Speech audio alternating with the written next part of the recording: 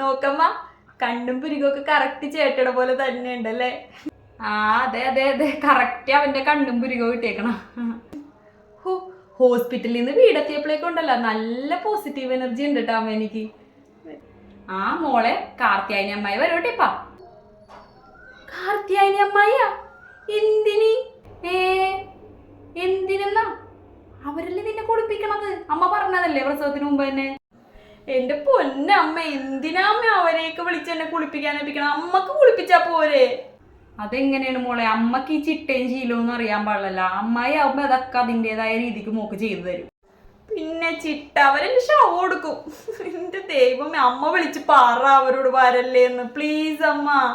അതിനിപ്പോ എന്താ മോളങ്ങനെ പേടിക്കണ്ട. മോക്ക് പറ്റാത്തായിട്ടുള്ള കാര്യം അവരെന്തെങ്കിലും പറഞ്ഞാൽ അമ്മേനോട് പറഞ്ഞാൽ മതി. അമ്മയില്ലേ ഇവിടെ, പിന്നെ എന്തിനാ പേടിക്കണം? അതെ അവരാ വന്നത്, അവരോട് ചെല്ലട്ടെ. പറഞ്ഞു അവിടത്തിന് ദേ എത്തിയിട്ട് എനിക്ക് വയ്യ. എന്തെങ്കിലും പറഞ്ഞൊന്ന് പറഞ്ഞു വിടമ്മ. മോളത്തെ മിണ്ടല്ലേ, പയ്യ പറ. അമ്മ അമ്മ ആ അമ്മായി വാ, കേറ്. ആ തള്ളയും പുള്ളയൊക്കെ എത്തിയാ ഇങ്ങാട്? ആ അതെ, ഇപ്പൊ അങ്ങോട്ട് വന്ന് കിടന്നേളൂ ഹോസ്പിറ്റലിൽ നിന്ന്. വാ എന്നാ വാ, ഞാനൊന്ന് കാണട്ടെ. ഞാൻ നിന്റെ അടുത്ത് അന്നേ പറഞ്ഞതല്ലേ നിനക്ക് ആങ്കൊച്ചായിരിക്കുമെന്ന്. ഈ അമ്മായിക്ക് ഒരു വയറ് കണ്ടാൽ മനസ്സിലാവും അതിനകത്ത് ആണാണാ പെണ്ണാണാ. ഇപ്പൊ എങ്ങനെ ഇരിക്കണ്?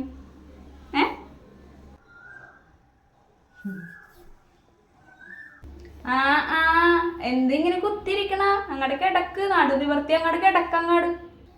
ആ ഇത്ര നേരം കിടക്കണായിരുന്നു. എല്ലാവരോടും ഒന്ന് സംസാരിച്ചേക്ക് ഇരിക്കാലാന്ന് വിചാരിച്ച്. അങ്ങനെ പെറ്റ പെണ്ണുങ്ങളെ സൗണ്ടൊന്നും പുറത്തേക്ക് കേൾക്കാൻ പാടില്ല. പെറ്റ പെണ്ണുങ്ങൾ ഇതിൻ്റെ അകത്ത് കിടക്കണുണ്ടെന്ന്, തള്ളയും പുള്ളയും ഇതിനകത്തുണ്ടെന്ന് പുറം ലോകം അറിയാൻ പാടില്ല എന്നാണ് ചൊല്ലി. പണ്ടത്തെ അമ്മമാരൊക്കെ ഉണ്ടെങ്കിൽ ഇവിടെ നടക്കിയൊന്നുമില്ല. ഇവിടുത്തെ തള്ളക്ക് പിന്നെ അതൊന്നും പറഞ്ഞുതരാൻ അറിയാൻ പാടില്ല. നടു നിവർത്തി വെച്ച് വേണം കിടക്കാൻ. ഇങ്ങനെ ഇരുന്ന് കഴിഞ്ഞ് കഴിഞ്ഞാൽ നടുവേദന വരും. നടുവേദന വന്നു കഴിഞ്ഞ് കഴിഞ്ഞാൽ ആൾക്കാർ ചോദിക്കും ആരാണ് കുളിപ്പിച്ചതെന്ന്. പിന്നെ അത് ഈ അമ്മായിയുടെ തലയിലോ. അങ്ങാട് കിടന്നേ, അങ്ങാട് അമ്മായി ഒന്ന് നോക്കട്ടെ.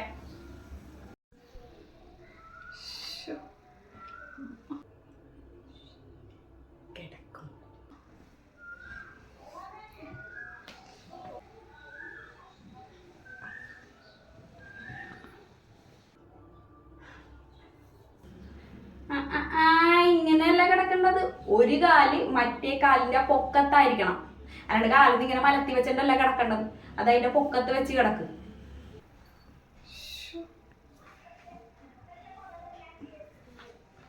മതിയാമായി. ശൈലജേ, ഞാൻ പറഞ്ഞ സാധനങ്ങളൊക്കെ വാങ്ങിച്ചു വെച്ചിട്ടില്ലേ? എണ്ണയും കുഴമ്പും മേത്ത് തേക്കാനുള്ള മഞ്ഞളൊക്കെ വാങ്ങിച്ചു വെച്ചിട്ടില്ലേ? ധന്യന്തരിയൊക്കെ. നാളെ രാവിലെ എന്നാ നമുക്ക് തുടങ്ങാം. രാവിലെ അങ്ങോട്ട് തുടങ്ങാം നമുക്ക് കേട്ടാ.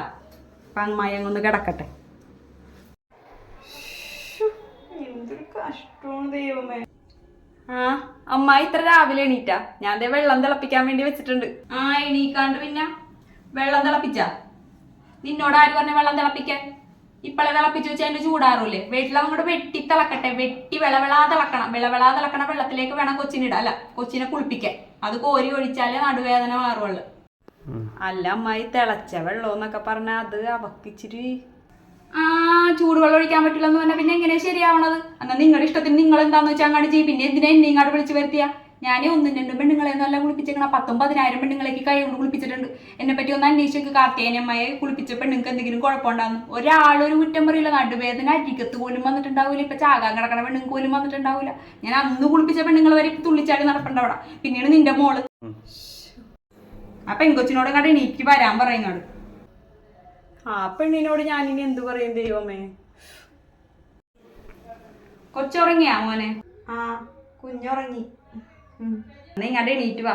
പാലും മുട്ടയും പഴവും വെച്ചിട്ടുണ്ട് അവിടെ. അത് പോയി കഴിച്ചിട്ട് ഞാൻ എണ്ണ തേച്ച് തരാം. ആ എണ്ണ തേച്ചിട്ട് ഒരു 1/2 മണിക്കൂർ ഇരിക്കണം. ഇരുന്ന് കഴിയുമ്പോൾ ഞാൻ വെള്ളം ചൂടാക്കാൻ വെച്ചിട്ടുണ്ട്. അങ്ങോട്ട് വെട്ടി തിളക്കണേ. അങ്ങോട്ട് ആ തിളക്കണ വെള്ളം ഒഴിച്ച് കുളിപ്പിച്ച് കൂടെ കൊണ്ടുവന്ന് കിടത്താൻ പാ. തിളച്ച വെള്ളത്തിലാ? ഇതെന്താ എന്റെ പൂട പറിക്കാൻ പോണാ? അമ്മ എനിക്ക് പറ്റൂലമ്മ ചൂടുവെള്ളത്തിലൊന്നും കുളിക്കാനായിട്ട്. തിളപ്പിച്ച പടി തന്നെ എങ്ങനെയമ്മ കുളിക്കാൻ പറ്റണ? ഒന്ന് പറയമ്മ. ഇവിടെ എന്റെ ചിട്ടക്കും ശീലത്തിന്റെ കാര്യങ്ങൾ നടക്കുള്ളൂ. അമ്മേനൊന്നും വിളിച്ചിട്ട് യാതൊരുവിധ കാര്യവുമില്ല. പെറ്റ പെണ്ണുങ്ങളുടെ സൗണ്ട് പുറത്തേക്ക് പോകാൻ പാടില്ല. ഇങ്ങനെ അമ്മ ഉമ്മ എന്നൊക്കെ പറഞ്ഞ് ഉച്ചയിൽ കിടന്ന് വിളിച്ച ആൾക്കാർ കേൾക്കും. പെണ്ണുങ്ങളുടെ സൗണ്ട് പുറത്തേക്ക് പോകാൻ പാടില്ല.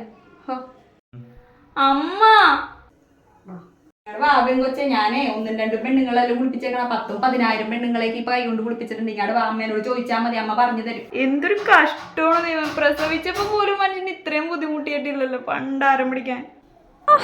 അയ്യോ പയ്യെ മതി മതി മതി, എനിക്ക് ചൂട് പറ്റൂല, മതി. ഒന്ന് വായടച്ചിരി വെങ്കൊച്ചെ.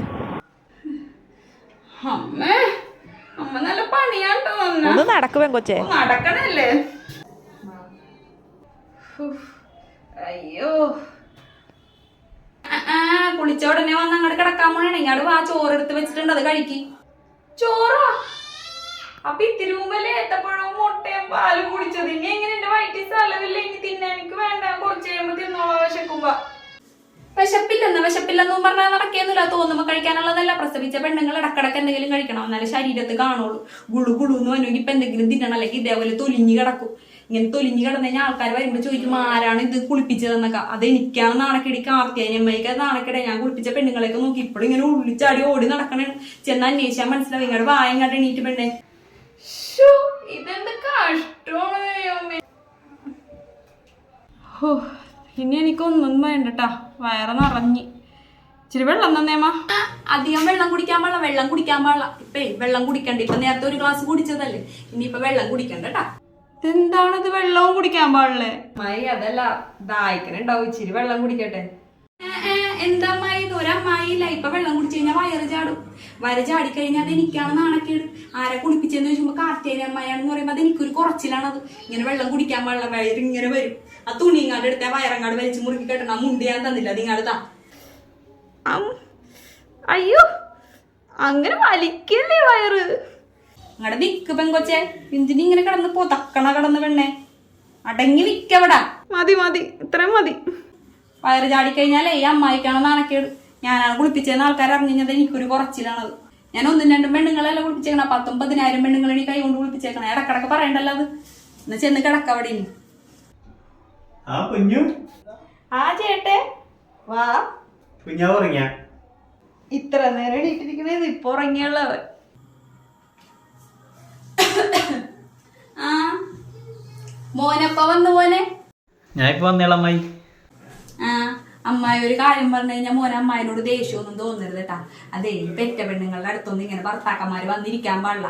അഥവാ മോന് കാണണമെന്നുണ്ടെങ്കിൽ ഇതേ ഈ വാദിക്കപ്പടിയുന്ന അല്ലെങ്കിൽ ആ ജനല തുറന്നു തരാം. അതിന്റെ ഉള്ളിൽ നിന്ന് പെണ്ണിനെയും കൊച്ചിനെയും കണ്ടിട്ട് മോനങ്ങാട് പോണം. ഇങ്ങനെ കേറാനൊന്നും പാടില്ലേ, അത് കൊള്ളൂല. അതിനെന്താ അമ്മായി, ഞാൻ അവളെ ഭർത്താവല്ലേ, ഞാൻ ഇപ്പൊ വന്നിരുന്നു. എന്ത് പറ്റാന്? ഇതെന്ത് കഷ്ടമാണത്. അമ്മ അമ്മേനെ വിളിച്ചിട്ടൊന്നും കാര്യമൊന്നുമില്ല. അമ്മ വരട്ടെ ഇങ്ങാട്. ഞാൻ പറഞ്ഞതേ ഇവിടെ നടക്കോളില്ലെങ്കിൽ ഞാൻ എന്നെ അങ്ങോട്ട് പറഞ്ഞു വിട്ടേക്കുന്നേ. പിന്നെ ഞാൻ എന്തിനാ ഇവിടെ നിൽക്കണം? നിങ്ങളുടെ ഇഷ്ടത്തിന് തോന്നിയ വാസം കിടന്ന് കാണിച്ചു കൂട്ടാൻ വേണ്ടിയിട്ടാണെങ്കിൽ പിന്നെ ഞാൻ എന്തിനാ ഇവിടെ?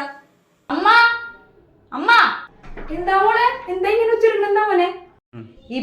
ഈ നിമിഷം ഈ പന്നത്തള്ളനെ ഇവിടെ നിറക്കി വിട്ടോളാം. ഇനി ഇവരിവിടെ നിന്ന ഞാനും ചേട്ടി ഈ നിമിഷം പടി വിട്ടിറങ്ങും. ഇവരിവിടെ വന്നപ്പോ തൊട്ട് തുടങ്ങിയതാണ്. അല്ലെങ്കിൽ തന്നെ മനുഷ്യന് ഡിപ്രഷനും മറ്റേതും കയറി തലക്ക് പ്രാന്തായിട്ടിരിക്കണേ. അതിൻ്റെ ഇടയ്ക്ക് അവരുടെ ഒരു കൽപ്പന.